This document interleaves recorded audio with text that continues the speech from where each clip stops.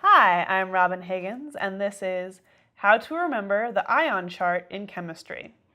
Okay, so a lot of chemistry teachers or professors will ask their students to memorize some common ions. And there's really no uniform chart or table that all of them use. They kind of have their own favorites. Some will just give them to you on the test. It really depends. So that you'll have to find out what's specific to your class. However, there's a couple of hints that I can show you, but honestly, it's just one of those things where you have to memorize it. So first, if you're just dealing with an atom that's an ion, you can use a periodic table to tell what charge it's going to be. So remember that the number of valence electrons equals the general charge, or not equals, but you can figure out the general charge for each atom. So for instance, if we go to sodium, which is in this first row, we know it's going to have one valence electron.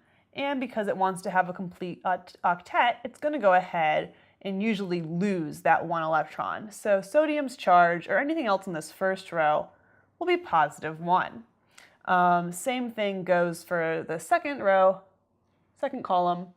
So for instance, magnesium will always be 2+. And on the other side, where it's more electronegative, everything over here in that seventh column is going to have a charge of -1, so all the halogens.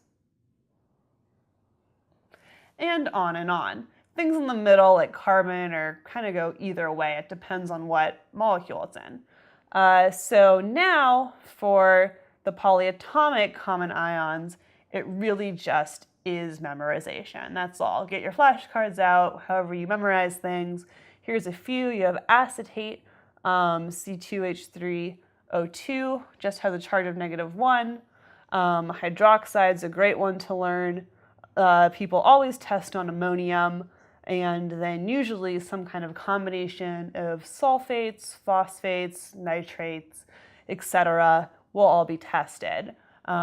So yeah, a career in chemistry is a career in learning how to professionally memorize things, unfortunately. I'm Robin Higgins, and this is How to Remember the Ion Chart in Chemistry.